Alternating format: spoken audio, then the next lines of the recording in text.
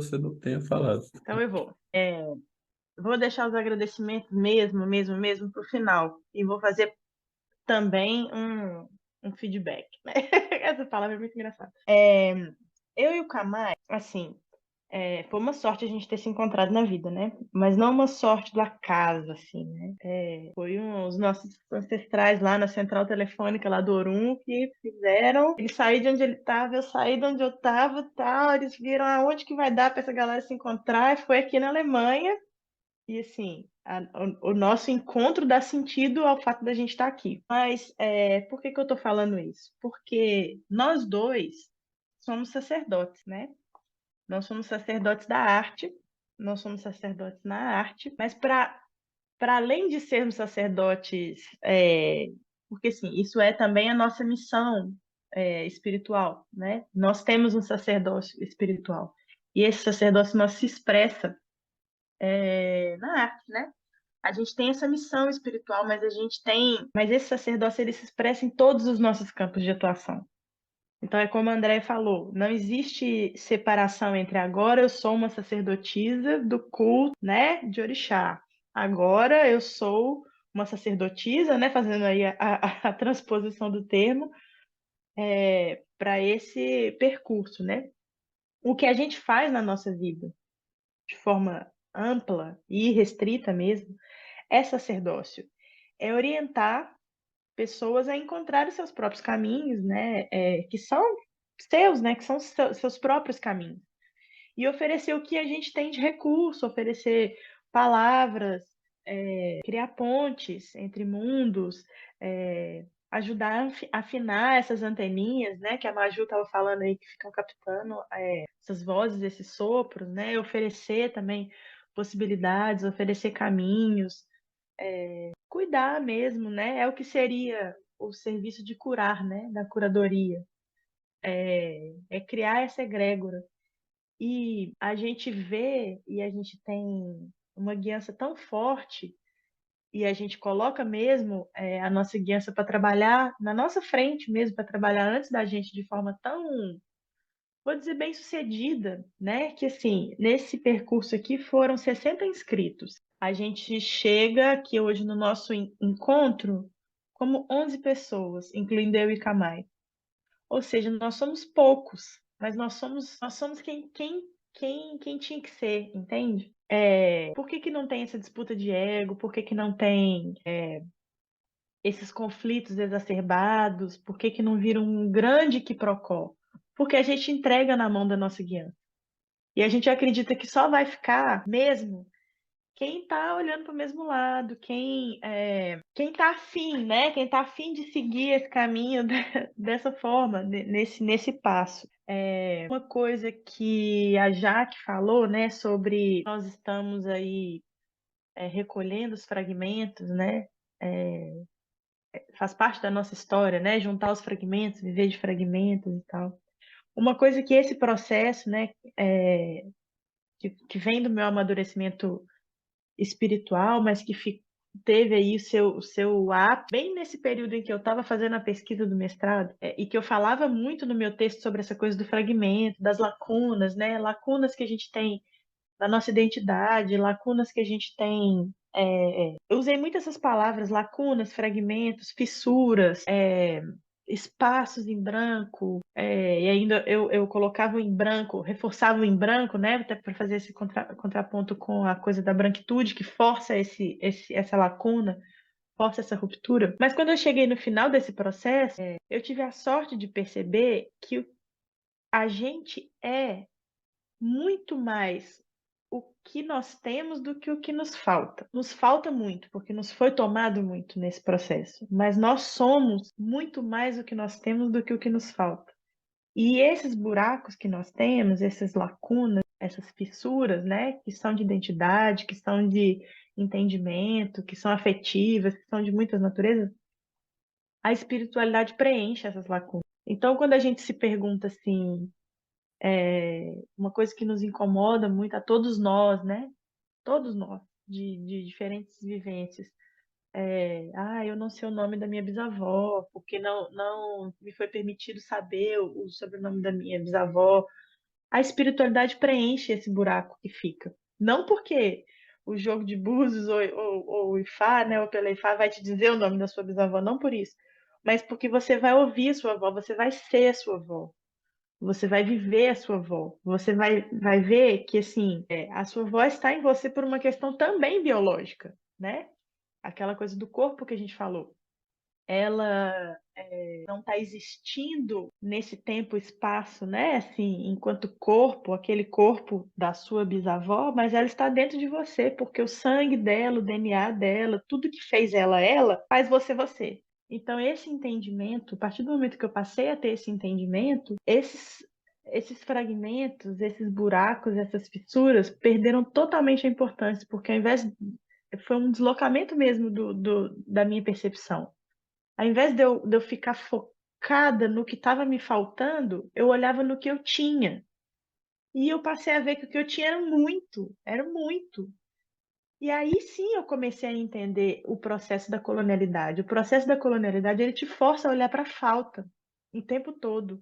Você está o tempo inteiro olhando o que você perdeu, o que você foi tomado, o que você não tem, o que o outro tem que você não tem, e fica te forçando, inclusive, processos mentais que te fazem viver com o que a gente chama de ajogun, né? Com inveja, com a raiva, com a falta de discernimento, a falta de entendimento dos processos. E assim, e quando eu falo que nós somos sacerdotes, não entendam isso como assim, estamos aqui, né, na grande igreja, a igreja das artes, né? Nós somos aqui, vamos pregar para vocês. Não é disso, é uma postura de vida mesmo.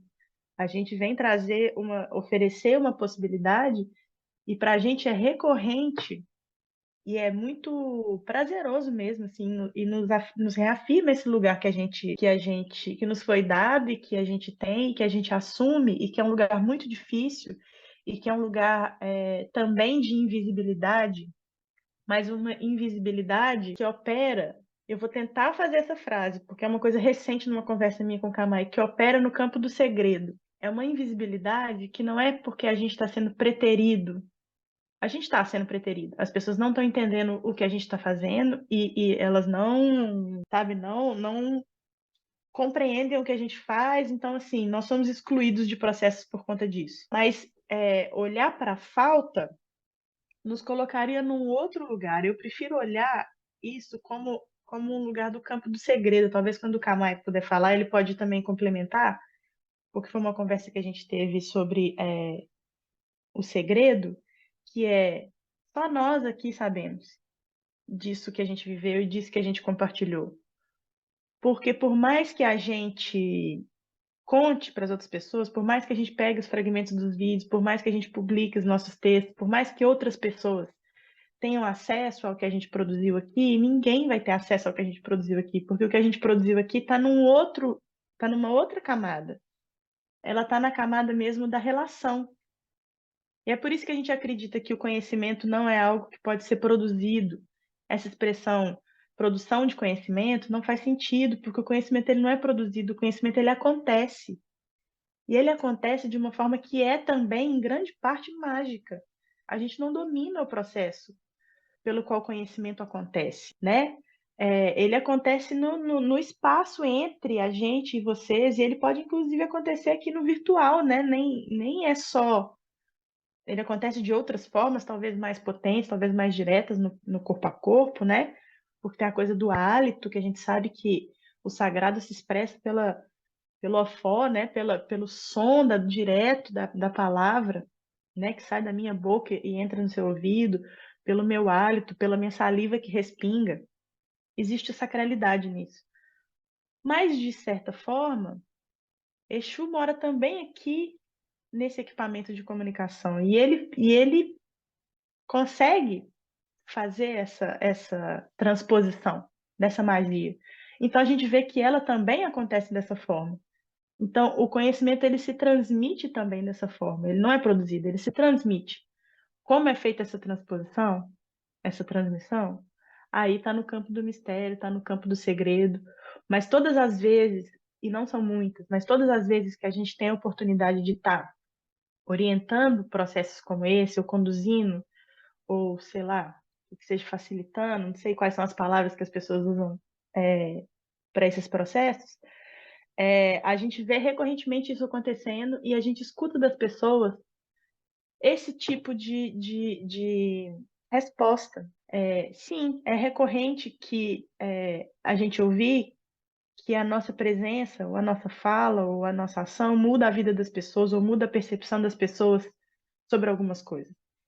E isso, pra gente, é tipo assim, que bom, sim, apesar da minha insegurança humana, apesar da minha desconfiança humana, apesar da minha autossabotagem humana, eu tô sim andando no meu caminho do sacerdócio. Ainda que não seja apenas o sacerdócio espiritual, e que bom que não é só o sacerdócio lá na egrégora espiritual, que bom que a gente tem essa possibilidade também de expandir a nossa prática.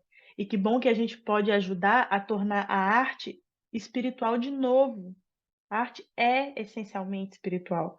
O ser humano começou a fazer uma expressão artística, poética, para se comunicar com o invisível, né? E o que faz a gente perder isso de vista é o mercado. Não existe arte rupestre, arte naif, arte. Existe a nossa comunicação com o lado de lá.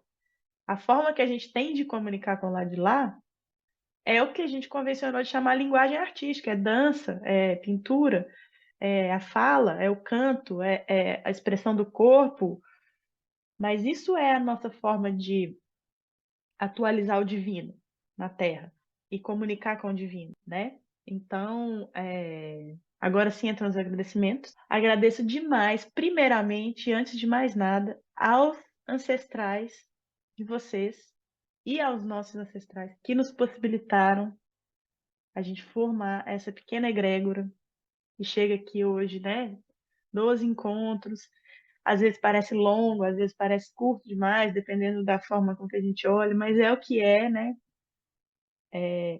Fico sim na esperança de que a gente consiga se organizar para encontrar algumas vezes, né, daqui para frente também, que a gente possa continuar esse processo, né, que assim é uma parte de um caminho só que a gente andou juntos, né? Outros caminhos virão, outras encruzilhadas, nós vamos nos encontrar em outros caminhos também, vamos andar juntos, outras partes de outros caminhos também. E agradecer a cada uma de vocês que está aqui, aos que não estão aqui hoje, mas que estiveram com a gente, que deram uma folhinha para esse banho, que deram uma miçanga para esse colar, né? Que a gente construiu coisas realmente muito grandiosas dentro de cada um de nós, dentro de mim. Eu não seria capaz de colocar em palavras o quanto é importante na minha vida. Eu vou tentar não chorar, mesmo porque eu tô doente, meu nariz vai ficar escorrendo, eu vou ficar horrorosa na gravação. Eu queria que vocês soubessem a realização enorme que é ter conseguido implementar esse percurso e ter chegado aqui hoje com vocês. E estou muito orgulhosa da gente, do que a gente fez. E é isso. Agora eu vou passar para o Kamai, que eu tô bebendo água. E aí a gente volta. Eu não sei se eu consigo fazer junto.